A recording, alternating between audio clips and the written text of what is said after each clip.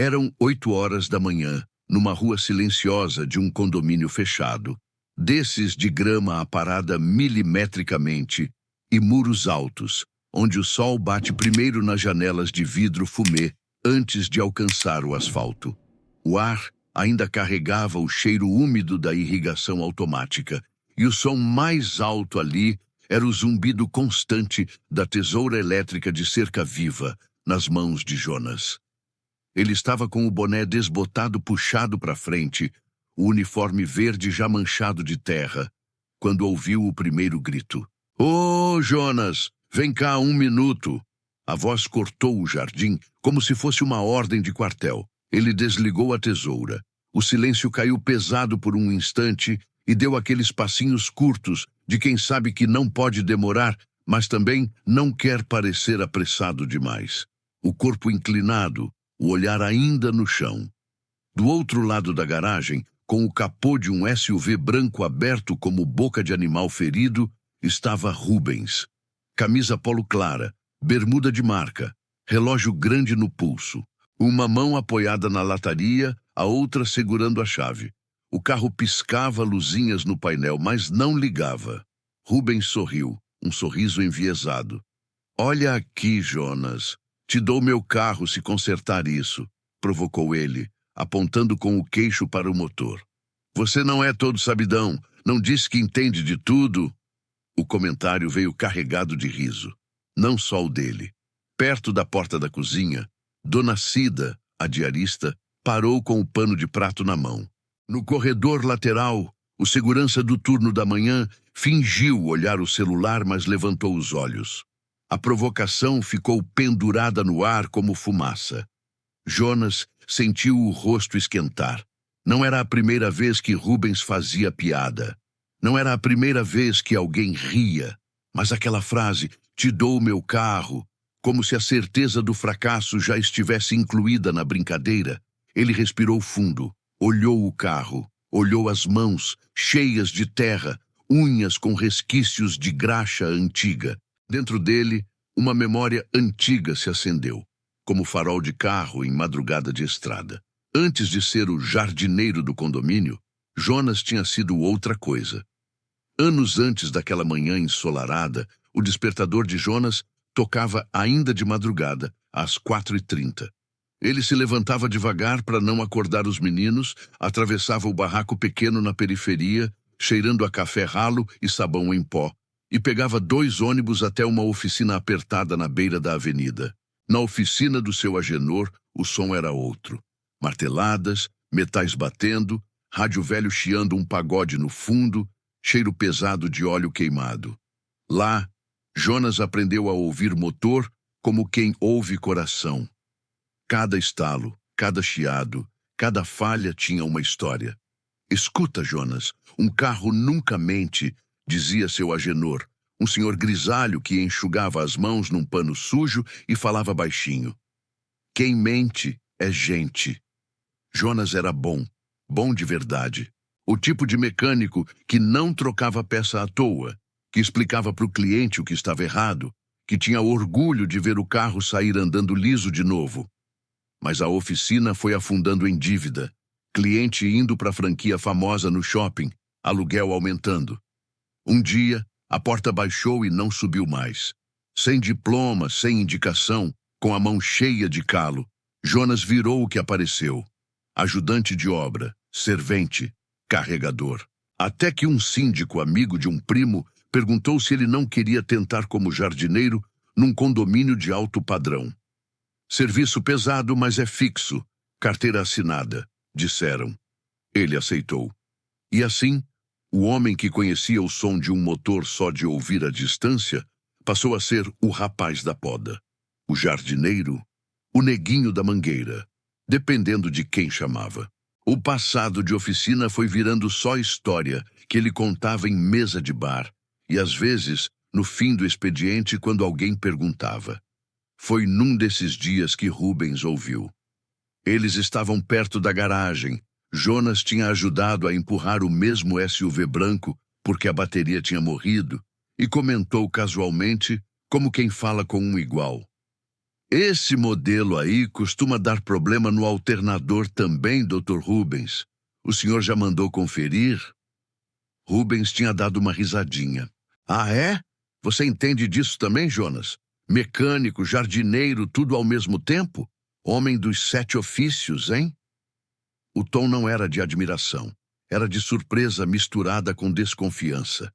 De lá em diante, qualquer coisa que quebrasse na casa vinha a piada. Chama o Jonas. Ele é técnico em tudo. O Jonas resolve, é engenheiro, eletricista, piloto de avião. Às vezes vinha como elogio, às vezes como desdém. Dependia de quem estava ouvindo. Agora, naquela manhã, o carro não ligava. Rubens estava atrasado para uma reunião. A esposa, ainda de roupão, reclamava da internet lenta.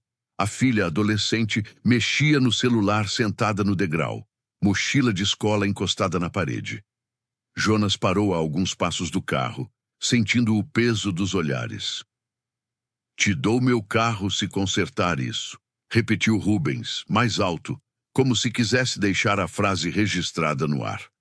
Mas tem que ser rápido, hein? Não tenho o dia todo. A narração poderia seguir num tom leve, mas não. Ali tinha veneno. Tinha o tipo de provocação que só parece brincadeira para quem nunca é o alvo dela. Jonas levantou os olhos. Encontrou o olhar de Rubens por um segundo. Depois, desviou para o motor. Posso dar uma olhada, sim, senhor, respondeu, a voz baixa, respeitosa, sempre respeitosa. 2 segundos de silêncio. Ele se aproximou, apoiou as mãos na borda do carro, sentiu o calor do metal aquecido pelo sol, o cheiro de gasolina misturado com o perfume caro que vinha de dentro do veículo, o painel aceso, o barulho insistente da chave tentando girar e nada acontecer. Liga para eu ouvir, por favor, pediu Jonas. Rubens entrou no carro com um suspiro exagerado, como se estivesse perdendo tempo. Girou a chave. O motor só reclamou. Um arranque seco, um tosse, e morreu. Jonas fechou os olhos por um instante. Aquilo dizia muita coisa. Não era só bateria. Não era só gasolina. Tinha algo no sistema de alimentação, talvez. Ele se inclinou mais, ouvindo, cheirando, quase encostando o rosto no motor. Por trás dele, a voz de Rubens. Olha, Jonas, isso é coisa para gente especializada, tá? O carro é mais caro que a casa onde você mora. Eu só tô deixando você ver para não dizer que não te dei oportunidade, tá? Ele riu, meio olhando para a filha, buscando cumplicidade. Imagina eu chegar na concessionária e dizer que quem tentou consertar foi o jardineiro. O pessoal vai achar engraçado. A palavra bateu forte. Jardineiro. Não no sentido da função, da profissão honesta, mas no jeito como ela vinha carregada de limite. Como se dissesse, daqui você não passa. Jonas respirou fundo. Tenho que tirar esse cabo aqui para ver melhor, senhor, avisou, com cuidado, apontando para uma parte do sistema. Se for o que estou pensando, eu consigo resolver. Rubens fez cara de dúvida. Você tem certeza? Se estragar, Jonas, vai sobrar para você. Eu falei que era brincadeira. Te dou meu carro se consertar isso? É um jeito de dizer, não é contrato não, hein? Reforçou, rindo de novo. A risada dele soou um pouco estridente demais, como quem tenta esconder a própria tensão. Dona Cida cruzou os braços na porta da cozinha. Ela já tinha ouvido piada demais naquela casa. Sabia bem quando a coisa passava da brincadeira para a humilhação. Jonas olhou o relógio simples no pulso. Sabia que, se aquilo desse errado, o dia inteiro podia desandar. Sabia também que, se não tentasse, teria que ouvir por semanas. Negão, corre aqui. O carro que o mecânico não deu jeito, mas o jardineiro entende, né?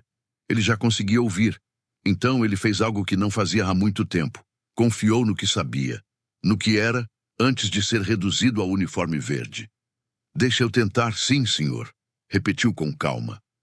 Rubens deu de ombros, saiu do carro, ficou olhando de braços cruzados. Vai lá, mestre dos motores, murmurou baixo, mas não baixo o suficiente para Jonas não ouvir. Enquanto Jonas mexia no carro, a cabeça dele viajava. Lembrou do dia em que, ainda menino, o pai voltou para casa com a camisa rasgada e o olhar distante. Tiveram coragem de dizer o quê, pai? Ele tinha perguntado, voz fina. O pai demorou a responder, mexendo no prato de comida. Que se eu fosse bom mesmo, já tinha virado gerente, mas para preto tá bom demais ser peão, contou por fim, sem olhar para o filho. E riram. Todos. A frase ficou gravada nele como tatuagem invisível. Naquela noite, o pai tinha olhado Jonas bem nos olhos com a voz pesada. Escuta, meu filho, a gente vai ouvir muita coisa. Vão brincar dizendo que é brincadeira. Vão apostar com a nossa cara, mas não deixa ninguém fazer piada com o que você é. Entendeu? Nem por carro, nem por emprego, nem por nada. Naquele jardim sofisticado, anos depois, Jonas sentiu essa lembrança subir como nó na garganta, mas a mão dele não tremeu. Ele pediu uma chave de boca que estava num pequeno conjunto de ferramentas na garagem. Rubens hesitou, mas trouxe ainda resmungando. Oh, cuidado, hein? Isso aqui custa caro. Jonas não respondeu. O foco agora era o metal, o parafuso, o encaixe certo. Enquanto isso, por dentro, ele conversava com uma voz antiga. Não deixa ninguém rir de você, não hoje. O tempo foi passando devagar. Alguns moradores saíam com passos apressados, davam de cara com a cena. O carro aberto, o patrão de braços cruzados, o jardineiro com a mão no motor. E desviavam. Um aceninho rápido para Rubens, um cumprimento distante para Jonas. Como se aquela dinâmica fosse normal. Como se nem valesse a pena olhar direito. Lara, a filha de Rubens, continuava sentada na escada. Fones no pescoço, celular na mão, mas os olhos agora fixos na cena. Tinha 16 anos, crescida naquele mundo de portaria 24 horas, viagem de férias e mesada. Mas não era cega. Já tinha visto o pai tratar a funcionária com desdém. Já tinha ouvido a mãe dizer, esses pessoal simples, no plural que embrulhava tudo numa massa indistinta. A cada frase irônica que o pai soltava, o maxilar dela apertava um pouco mais. E aí, Jonas? Já dá para eu chamar o guincho ou você ainda tá achando que vai virar dono do carro? Alfinetou Rubens depois de alguns minutos. A voz alta demais. Jonas terminou de apertar um último encaixe e recuou um passo. Vamos tentar ligar de novo, por favor, pediu. Rubens revirou os olhos, mas obedeceu. Entrou, girou a chave. O motor tossiu, engasgou e então pegou. Vivo, vibrando na garagem, como se tivesse acordado de um mau sonho. Rubens levou um susto. Olhou para o painel, para o retrovisor, depois para o capô.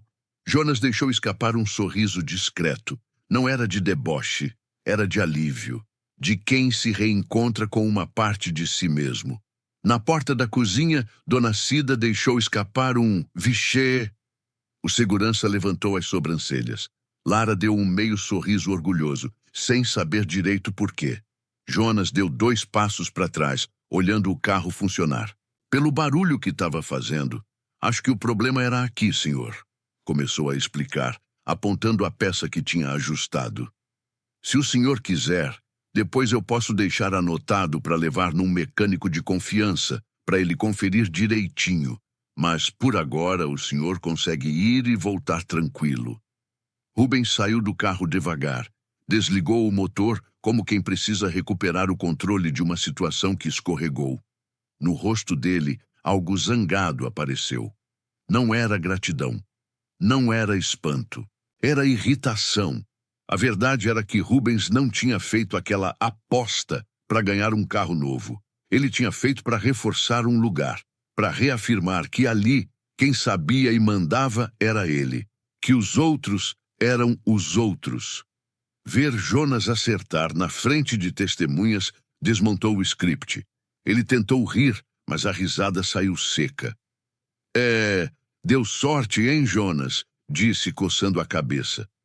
Também, até relógio parado a certa hora 2 vezes por dia, né? A frase caiu como pedra.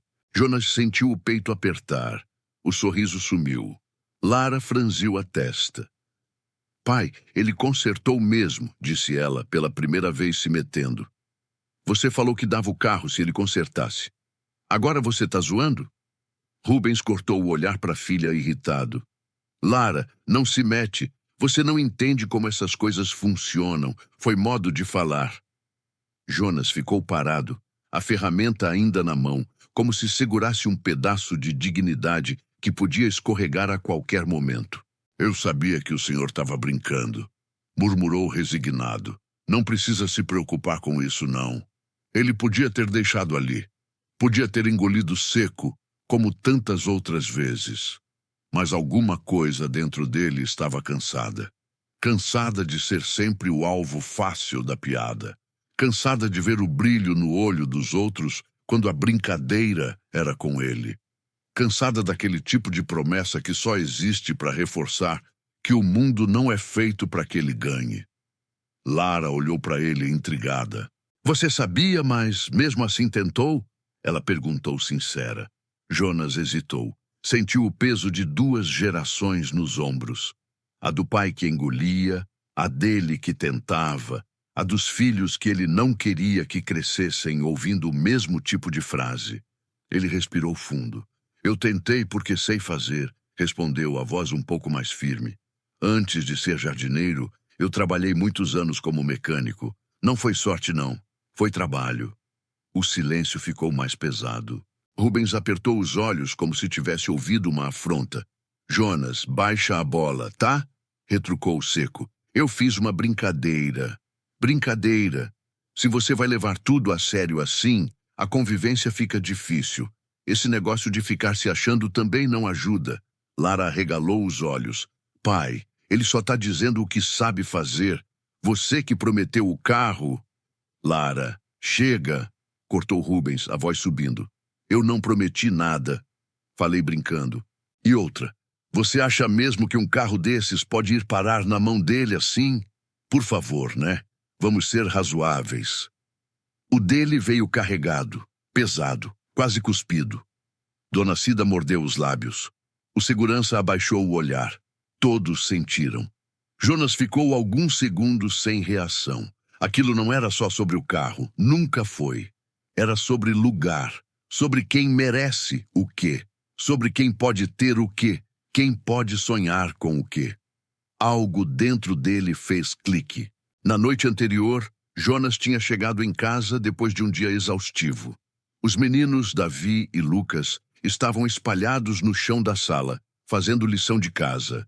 A esposa dele, Carla, lavava louça cantarolando uma música qualquer que tocava na TV.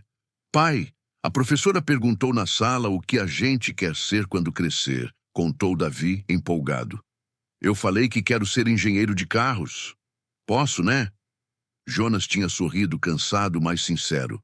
Pode tudo, meu filho. Tudo que você quiser. Só vai ter que estudar mais que os outros. Mas você consegue. Ele falou isso com fé e também com medo.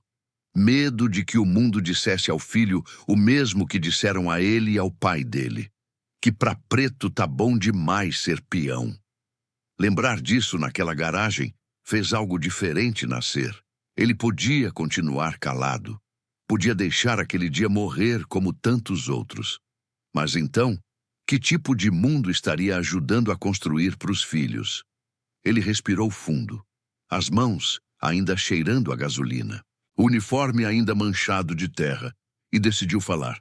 Seu Rubens, começou Jonas, escolhendo cada palavra como quem pisa em chão de vidro. Com todo respeito, o senhor falou alto na frente de todo mundo que me dava o carro se eu consertasse. Rubens ergueu o queixo já na defensiva. E daí? Já falei que era brincadeira. Mas o senhor sabe que, às vezes, o jeito que o senhor brinca machuca, continuou Jonas, a voz tremendo de leve, mas firme. Porque não é a primeira vez. E nunca é com todo mundo. É sempre comigo, com quem trabalha aqui, com quem tá de uniforme. Lara prendeu a respiração. Dona Cida recostou na porta. O segurança chegou um passo mais perto, discretamente. Rubens deu uma risada nervosa. Ah, pronto, virou palestra agora. Vítima, é? É isso. Jonas, sinceramente, esse mimimi cansa. Eu te trato bem, pago em dia, você tá reclamando de brincadeira? Vai trabalhar, homem. Jonas sentiu o sangue latejar nas têmporas. A palavra mimimi veio como tapa. Eu trabalho, sim, senhor, respondeu-lhe olhando para o chão, depois levantando o olhar devagar. Eu trabalho desde os 12 anos. Nunca faltei com respeito com o senhor. Só tô dizendo que, para mim, não foi brincadeira. Foi aposta com a minha cara, com a cor da minha pele, com o lugar que o senhor acha que eu devo ficar. O silêncio agora era quase palpável. Lara engoliu em seco.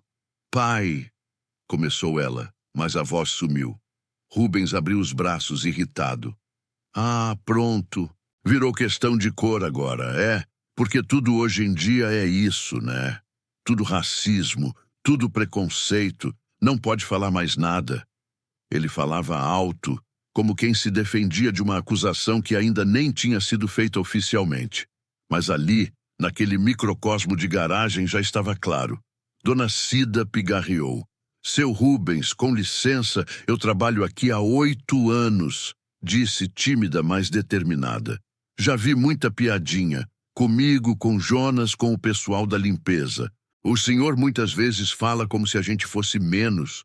Não é só brincadeira, não. Rubens virou para ela, incrédulo. Cida, você também?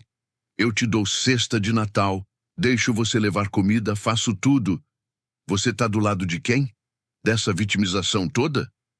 Ela abaixou os olhos, mas não recuou. Tô do lado do respeito, seu Rubens. Lara sentiu o coração disparar. Era como se uma represa tivesse rachado. Anos de pequenos incômodos, de frases engolidas, começavam a se derramar ali. Foi então que o segurança tossiu, nervoso. Seu Rubens, o senhor me desculpa, mas a portaria tem câmera que pega o som da garagem. Fica gravado no sistema. Se der qualquer coisa, tá tudo lá, viu? Rubens ficou vermelho. Ninguém tá falando de polícia, gente, pelo amor de Deus, cortou ele, agora percebendo que a situação podia sair do controle. Tão exagerando demais. Era uma brincadeirinha, Jonas. Mas quer saber? Esquece. Acabou. Vai cada um pro seu lado. Eu preciso sair, já perdi tempo demais. Ele entrou no carro de novo, meio sem olhar para ninguém, ligou o motor, que agora funcionou suave, graças a Jonas, e saiu, acelerando mais do que o necessário. O barulho do SUV se afastando ecoou pelo condomínio, deixando atrás de si um rastro de silêncio pesado. Jonas ficou ali, parado, com a chave ainda na mão, o motor desligado, o eco da discussão rodopiando na cabeça. Lara se aproximou devagar. Jonas, desculpa pelo meu pai, disse ela quase sussurrando. Ele não percebe, mas não tá certo o jeito que ele fala com você.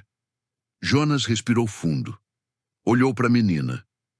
Eu sei que não percebe, respondeu. Mas podia tentar, só um pouco. Ela assentiu envergonhada. Posso te fazer uma pergunta? Continuou ela, depois de uma pequena pausa. Se ele realmente tivesse te dado o carro, o que você faria? Jonas pensou por um instante. Sorriu de um jeito que misturava tristeza e esperança. Eu ia vender, disse. Ia abrir minha própria oficina, pequena, simples, mas minha, onde ninguém ia ouvir que, pra preto, tá bom demais ser peão. Lara ficou em silêncio, engolindo aquela frase.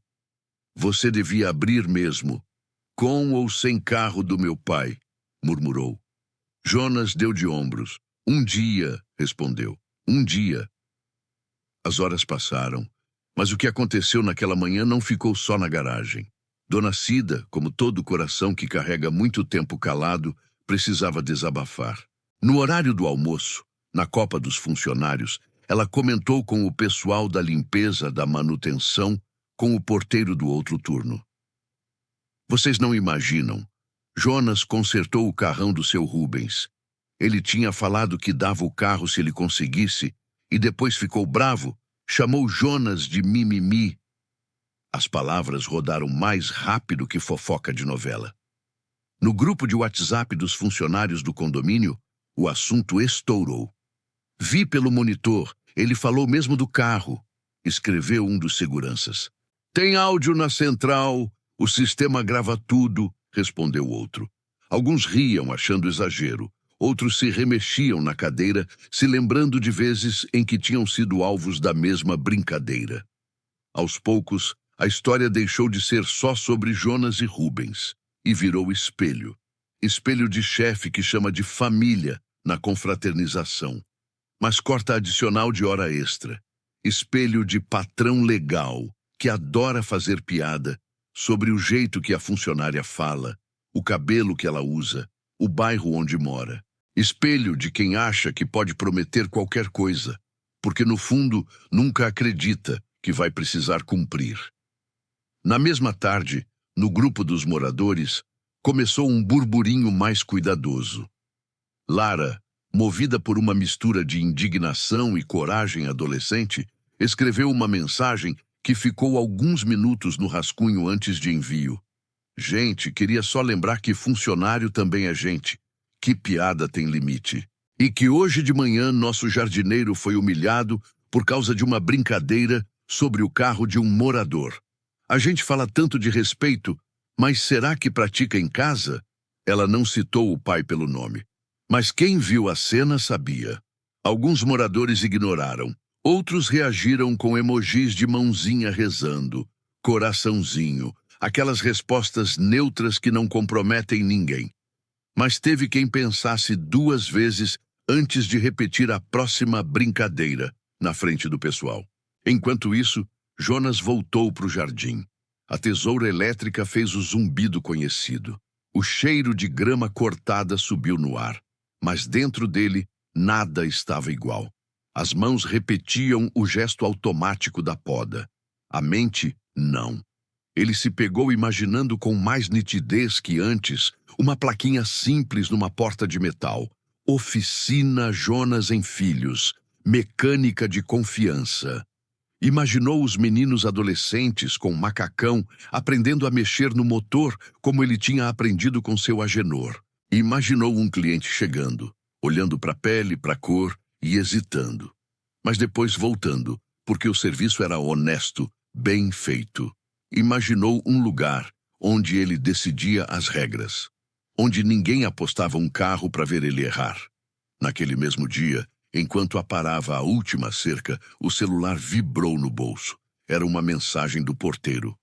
Mano, se você quiser, eu puxo o áudio da câmera da garagem para você. Fica com isso guardado. Vai que um dia precisa.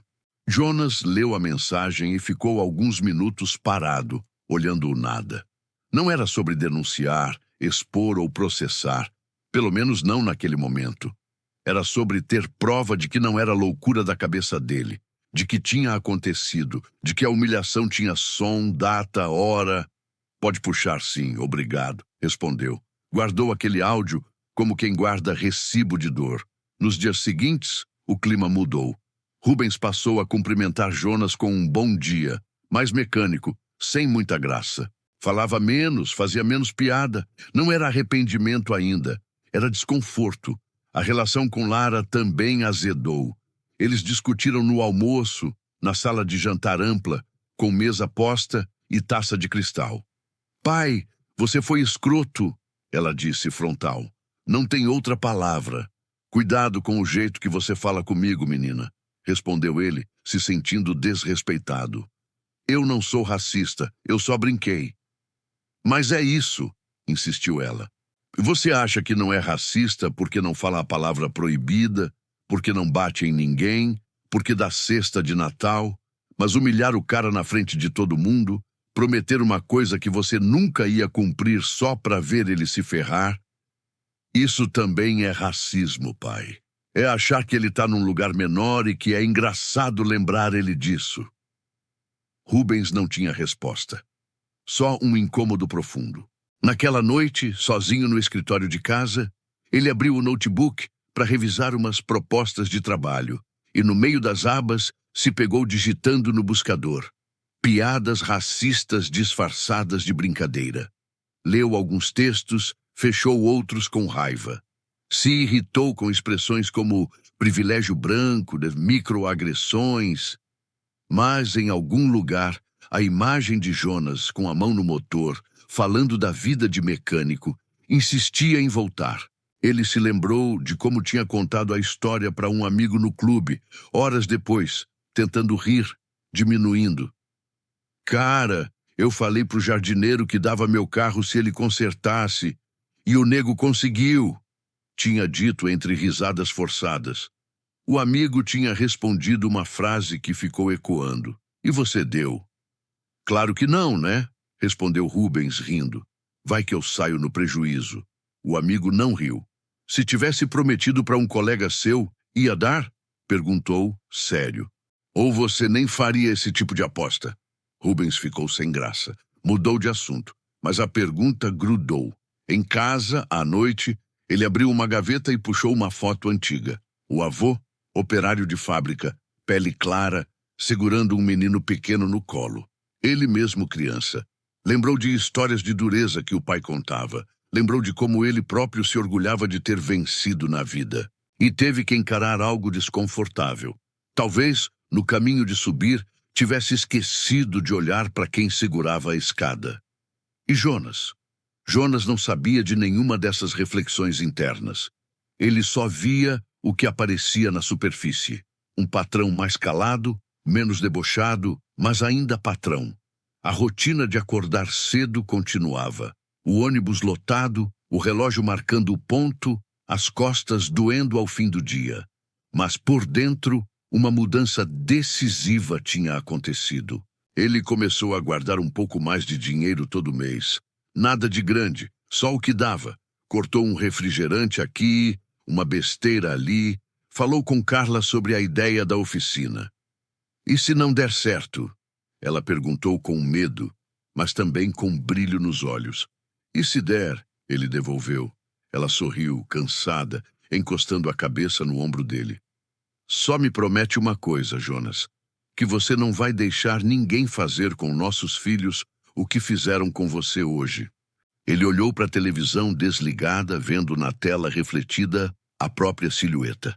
Isso eu prometo, disse, e era a promessa mais séria que ele podia fazer. No fim de semana, Jonas passou na antiga rua da oficina do seu Agenor. A porta de ferro ainda fechada, o letreiro desbotado, meio apagado pelo sol. Ficou um tempo olhando. Imaginou o mesmo lugar, com outro nome, com outra energia. Um vizinho passou e comentou. Você é o Jonas, né? Você trabalhava aqui com o Agenor. O pessoal da rua ainda lembra de você. Falava que você era bom. Ele se surpreendeu. Não sabia que ainda morava ali, na memória dos outros. Penso em abrir um negócio parecido, confessou. Pequeno, só para começar. O vizinho deu um sorriso encorajador. Se abrir, eu trago meu carro e vou falar pro pessoal do bairro. Mecânico de confiança tá raro. Jonas voltou para casa naquele dia mais leve. Não porque a oficina estava pronta, não porque ele tinha o carro do patrão, mas porque, pela primeira vez em muito tempo, a imagem deixava de ser sonho abstrato e virava possibilidade concreta. Meses se passaram. A história da aposta do carro foi perdendo força nas conversas de corredor, mas não desapareceu. Virou meio que lenda interna. De vez em quando, alguém lembrava na copa. Lembra o dia que o Jonas calou o carrão do seu Rubens? E riam, mas agora diferente. Riam com ele, não dele. Jonas, por sua vez, tinha outra coisa em andamento. Um amigo do ponto de ônibus comentou de um galpão pequeno que o dono queria alugar por pouco. Não era bonito, nem grande, mas dava para colocar uma rampa, um compressor, uma caixa de ferramentas. Com a ajuda de um microcrédito, alguns fins de semana de trabalho extra e muita conversa com Carla, ele assinou o contrato. Aos poucos foi enchendo o lugar. Primeiro um cavalete improvisado, depois uma prateleira, uma latinha de tinta para pintar a fachada. Num sábado de manhã, pendurou finalmente a placa. Oficina Jonas. Mecânica e conforto embaixo, numa letra menor. Um carro nunca mente. Quem mente é gente. Era homenagem ao seu Agenor e um recado para o mundo. No primeiro dia, Os clientes foram poucos, mas os poucos saíram bem atendidos e falaram para outros. Em menos de 6 meses, Jonas já tinha uma pequena clientela fiel. Ainda trabalhava como jardineiro 3 vezes por semana até a oficina firmar de vez. A vida não mudava num passe de mágica. Mas agora, toda vez que alguém falava com ele, não era só o jardineiro. Era Jonas, o mecânico. O homem que tinha 2 ofícios, 2 fontes de renda, 2 lugares no mundo. Um dia, quem apareceu no portão da oficina foi Lara. Ela desceu de um carro menor, simples, de segunda mão. Veio sozinha. "Oi, Jonas", disse, meio sem jeito. "Oi, dona Lara", respondeu ele sorrindo. "Veio fazer orçamento?"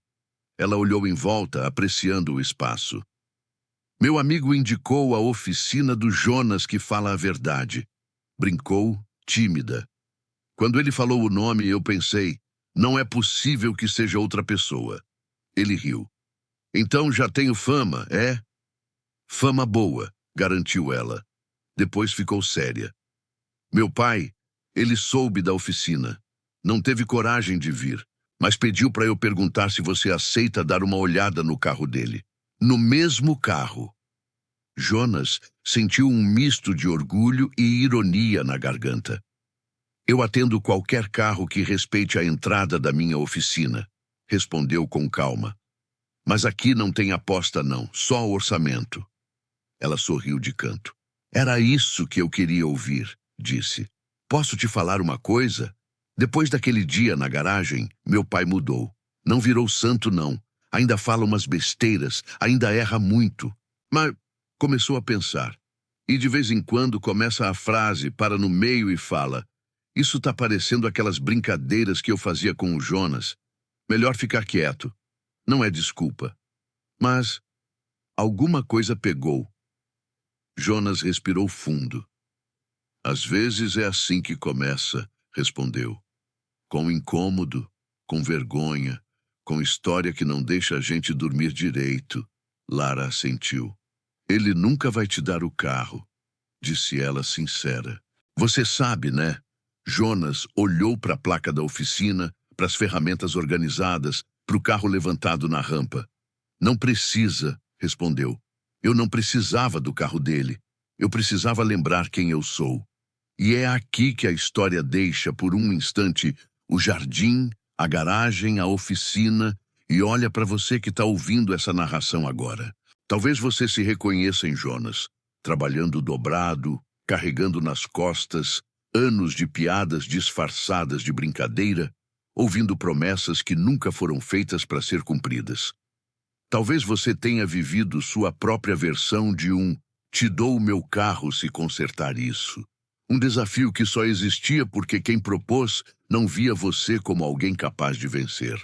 Talvez você se enxergue em Rubens, não como vilão de novela, mas como alguém que cresceu ouvindo que é só uma piada, que o mundo tá chato, que ninguém aguenta mais mimimi, e nunca parou para pensar em quem paga a conta dessa brincadeira. Ou talvez você seja Cida, o segurança, a Lara, alguém que assiste, que vê, que sente o nó na garganta, mas muitas vezes não sabe se fala, se cala, se mete. O que essa história mostra é que por trás de uma frase aparentemente inofensiva, "te dou o meu carro se consertar isso", existe uma estrutura inteira de poder, de expectativas, de racismo, de desigualdade.